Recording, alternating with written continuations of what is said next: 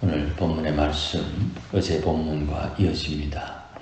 빌립보 가이사랴에서 신앙을 고백한 뒤에 예수님께서 그들에게 이제 예루살렘에 올라가서 겪을 일들에 대해서 말씀을 해 주십니다.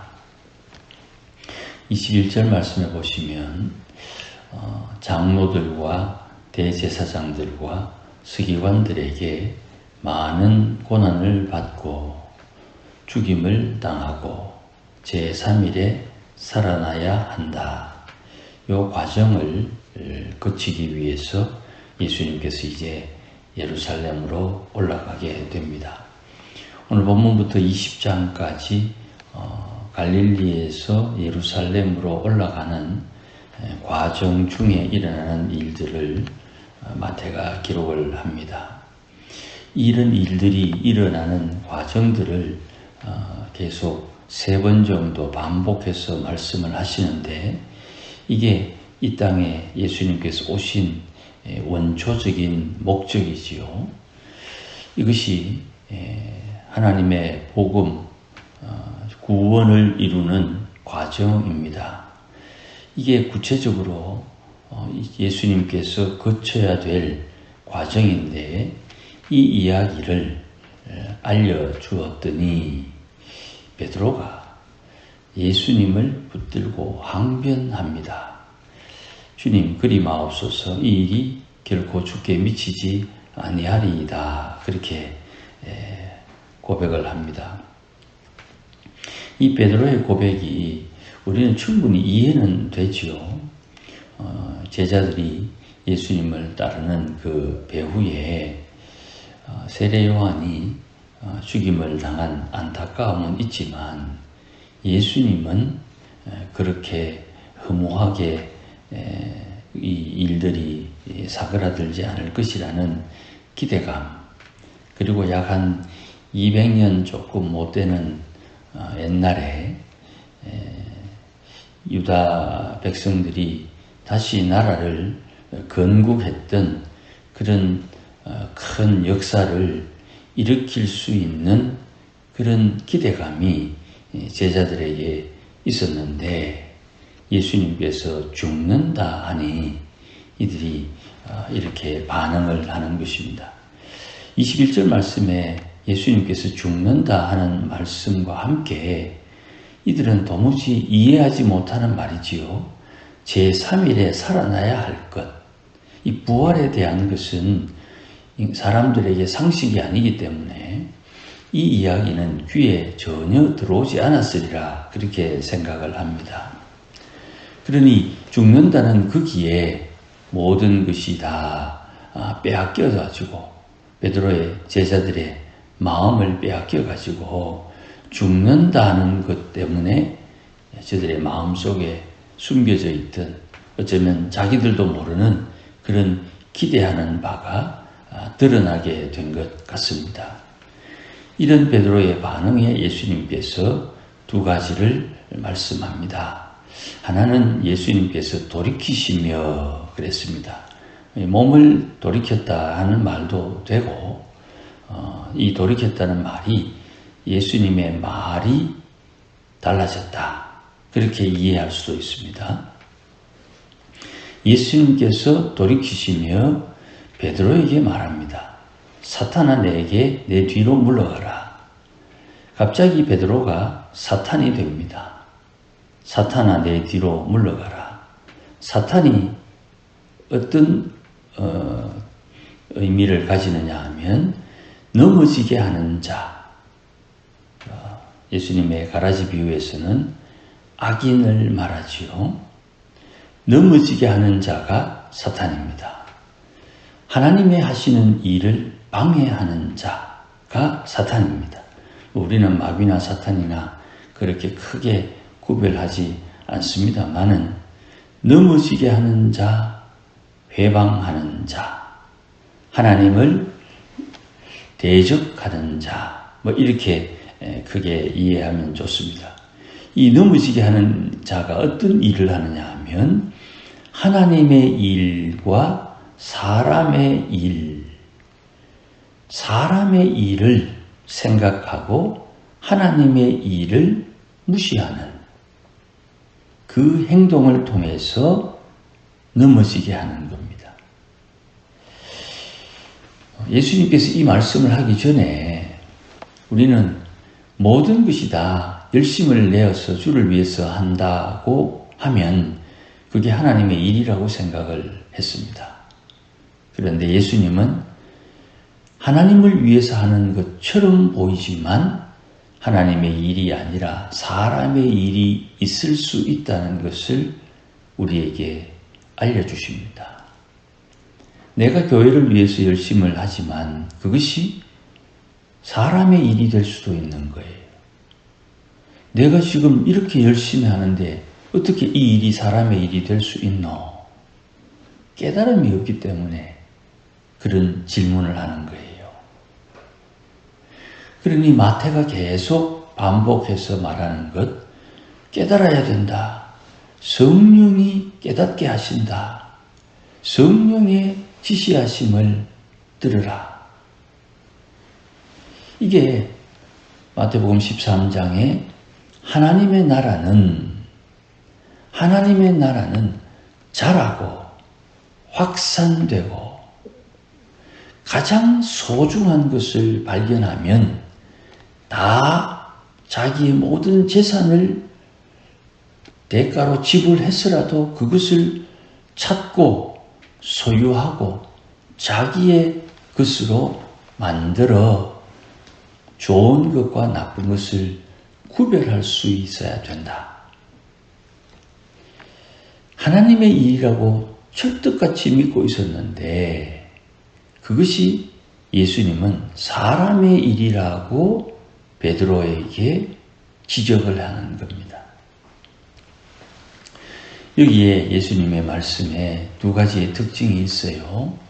하나는 예수님께서 돌이키시는데 이 돌이키시는 것이 말을 바꾸는 또 문맥을 바꾸는 것이 베드로가 예수님을 붙들고 항변할 때 베드로가 예수님을 붙들고 항변한다. 이게 공교롭게도 예수님께서 40일 금식하고 난 뒤에 광야에서 마귀에게 시험을 받을 상황과 마귀에게 시험을 받던 상황을 표현하는 동사예요. 동사라는 말은 행동을 표현하는 말, 그것을 동사라 그러지 않습니까? 베드로가 예수님을 붙들어요. 그리고 항변합니다. 마치 광야에서 시험하던 마귀처럼 마귀가 예수님을 붙들고 너 하나님의 아들이라며 너 배고프잖아. 여기 돌이 있네. 이 돌로 떡을 만들어 먹어서 배고픔을 시장길을 면하라. 너 하나님의 아들이라며 네가 말하는 것처럼 하나님의 입에서 나오는 말씀으로 산다면 하나님 말씀에 성전 꼭대기에서 뛰어내리면 하나님께서 천사들을 보내어서 다치지 않도록 보호해 줄 것이니 뛰어내려 봐라. 이 천하 만물이 다 내 것인데 내게 절하고 나를 경배하면 내가 이 모든 것 다 너에게 줄게. 이게 마귀가 40일 금식하고 난 뒤에 지쳐있는 예수님을 붙들고 예수님에게 따지듯 항변하면서 예수님을 시험한 거예요. 우리가 피곤하고 힘들 때, 잠이 막 쏟아질 때 옆에서 누가 이거 좀 저거 좀 어찌어찌 해달라 하면 짜증나지요. 예수님 40일 금식하고 지친 육체를 가지고 지금 마귀가 그를 붙들고 그를 애먹이고 이 일을 예수님의 시험 속에 잘 겪었다 이 말입니다. 그때 예수님께서 사탄아 내 뒤로 물러가라. 내 뒤로 물러가라 하는 이 말씀이 바람과 풍랑이 일 때 바람을 꾸짖으셨다. 꾸짖었다 하는 말이에요. 예수님께서 사탄아 내 뒤로 물러가라. 베드로에게 말씀하실 때 꾸짖었다. 너는 어찌 하나님의 일을 생각하지 않고 사람의 일을 생각하느냐. 예수님께서 이 땅에 오신 목적을 순수한 의도, 복음을 이야기하니까 그 사람이 그 속에 들어있는 것이 자기도 모르게 툭 튀어나오는 거예요. 이걸 감지, 느끼고 깨달아야 돼요. 복음을 들을 때 내가 어떤 행동으로 반응하는지를 내 스스로 깨달아야 돼요. 하나님의 일과 사람의 일을 구별하는 것, 사람의 열심이 있는 게 아니에요. 하나님이 의도하는 바에 순응할 수 있느냐. 사람들에게 보이는 행동으로 순응하면서 마음이 악하면 안 돼요. 내 마음이 하나님의 말씀에 순종함으로 내 행동도 자연스러운 순종의 행실이 될 수 있느냐. 그래서 예수님 계속 마음을 이렇게 지적하는 거예요. 내 마음에 쌓은 선이 선한 행실을 낸다. 그 마음을 지켜야 되는 거예요. 예레미야의 말에 세상에서 가장 부패한 것이 사람의 마음이다. 그런데 그 마음을 지켜라. 부패한 마음을 지킬 필요는 없지요. 왜 그 마음을 지켜야 됩니까? 거기에 계명이 새겨져 있기 때문에 계명이 새겨진 마음을 지켜야 되는 거예요. 잠언 4장 23절에 무릇 지킬 만한 것보다 네 마음을 지키라. 생명이 거기에서 나온다 할 때 그 마음이 잠언 1장, 2장, 3장, 4장, 5장, 6장, 7장, 9장에 계속적으로 반복되는 계명이 언급되기 때문이에요. 이렇게 예수님께서 하시고자 하는 일을 베드로가 방해한다는 것은 조금 과한 표현일 수도 있겠습니다만은 제자들의 마음이 별반 크게 다르지 않다는 것을 우리가 쉽게 이해합니다. 그 대표적인 사람이 도마가 아니겠습니까? 예수님을 다 만났습니다. 그런데 그 자리에 없었던 도마가 예수님 찾아오셨다는 그 말을 듣고 도무지 이해가 되지 않고 믿기지 않는 겁니다. 그래서 내가 예수님 못 박힌 것 봤으니 그 못 박힌 손에 못자국을 보고 거기에 손가락을 넣어 보고서야 믿을 수 있겠다. 그게 어긋난 것 아닙니다. 그게 어쩌면 사람으로서는 정상이지요. 그런데 예수님 다시 나타나셨을 때 도마가 하는 이야기, 주는 나의 하나님이시요. 이 도마의 고백이 범상치 않은 고백이지. 하나님의 일을 생각하는 것과 사람의 일을 생각하는 행실이 예수님에 의하면 구별이 되는 거예요. 이것을 우리가 깨달아야 되는 것입니다. 나는 하나님의 일을 한다고 하면서도 사람의 일을 하고 있다면 하나님의 이름을 망령되이 일컫는 것이에요. 하나님의 이름을 거룩하게 여기지 않기 때문에 그런 행동이 나오는 것이에요. 그래서 예수님께서 24절에 나를 따라오려거든 자기를 부정하고 나를 따르라. 어떻게? 십자가 지고 따르라. 자기를 부정하고 나를 따르라. 이것이 예수님을 따르는 방법이에요. 자기를 부정하면 사람의 일을 부정하는 것이요. 자기 십자가 지고 주를 따르는 것은 하나님의 일을 생각하는 것입니다. 제 목숨을 구원하고자 하는 뜻이 있으면 잃는다. 그러나 주를 위하여 목숨을 잃으면 찾는다. 잃었는데 되레 찾는 것은 죽었는데 3일 만에 다시 살아나는 것과 같은 표현이지요.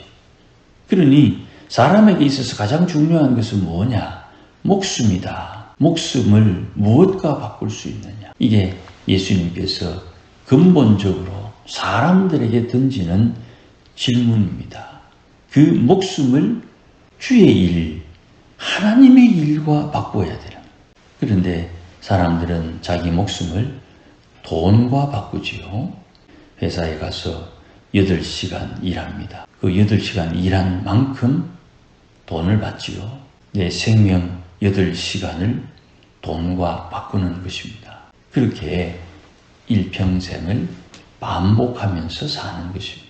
그런데 예수님께서 27절 말씀에 목숨과 바꾸고는 일을 27절 말씀에 인자가 아버지의 영광으로 천사들과 함께 올 때가 있는데 그때에는 사람들이 행한 대로 갚아줄 것이다. 마지막 심판을 이야기하기도 하고 또 각 개인의 입장에서 볼 때에는 각 개인의 종말이 있습니다. 나는 내 인생의 마지막이 있고 너는 너의 인생의 마지막이 있지요. 그 마지막의 때가 오기 전에 하나님의 영광이 드러날 때 그때마다 하나님께서 그 사람이 행한 것을 표현이 좀 어눌합니다만은 중간마다 중간정산 매듭을 짓는 그런 사건을 언급할 수도 있습니다. 특별히 28절에 그 왕권을 가지고 오는 것 이렇게 표현했는데 주님의 왕대심이 드러나서 나의 행한 것을 행한 대로 갚아주시는 그런 사건이 사람들에게 일어날 수가 있습니다. 이것을 27절과 28절을 대부분 마지막 재림을 의미한다고 생각을 하기도 합니다. 대부분의 학자들이 그렇게 표현을 하고 제가 방금 말씀드린 것은 사람이 사는 인생 가운데 그때 적절하게 이런 사람이 행한 대로 하나님께서 갚아주시는 그런 하나님의 왕권이 드러나는 사건이 일어날 때 하나님 영광이 드러나기도 합니다. 그거는 개인적인 종말을 이야기할 때 충분히 이해할 수 있습니다. 그래서 28절에 예수님 앞에 서 있는 사람들이 죽기 전에 살아있는 동안에 주님의 왕대심이 드러날 사건이 일어날 수도 있다. 또 일어날 때 이것이 예수님께서 말씀하신 내가 살아있는 동안 죽기 전에 주의 왕권을 경험하는 것이구나 하고 깨달을 수 있다는 말씀입니다. 이 부분은 좀 자주 설명하는 부분이 아니기 때문에 조금 낯설 수도 있습니다만은 이런 견지를 가지고 논리를 가지고 제가 계속 설교를 해왔습니다. 그렇게 이해하시면 좋을 것 같습니다. 어쨌든 우리가 주님이 내게 내 인생을 통해서 하시고자 하는 일이 있는데 내 인생에 하나님의 일을 하시고자 하고 초대하실 때에 사람의 일을 먼저 생각해서 하나님의 일을 등한히 하거나 거부하거나 때로는 내 일을 가지고 하나님의 일이라고 우격다짐하는 어리석음을 벗어야 됩니다. 그것을 위해서는 주를 따르는 내가 내 의지를 가지고 주를 따르는 것이 아니요 성령의 인도함을 따르는 온유한 마음이 될 때 내가 나를 부정할 수 있고 주님 주신 십자가를 지고 주를 따를 수가 있는 것입니다. 그 행위, 그 순종의 열매가 하늘의 상급이 되는 것입니다. 그러니 오늘도 기도하면 이 일을 감당할 수 있고 기도하지 않으면 이 일을 감당하고 싶어도 못하고 되레 안 해야 할 일을 할 수도 있습니다. 아무쪼록 기도하면서 우리가 하나님 앞에 구할 것 구하겠지만 하나님 앞에 구한 뒤에 하나님 앞에 내 자신을 돌이켜보며 회개하는 시간을 많이 가지는 것이 깊은 기도에 들어가는 하나님의 뜻이 됨을 깨닫고 하나님 앞에 기도하는 우리 모두가 되시기를 주의 이름으로 축원합니다. 기도하십시다. 하나님 아버지 고맙습니다. 주님께서 알려주셔서 비로소 깨닫습니다. 우둔한 우리를 주님께서 불쌍히 여겨주셔서 우리가 행하는 모든 행실이 사람의 일이 되지 않도록 불쌍히 여겨주시고 깨우쳐 주시고 인도하여 주시옵소서.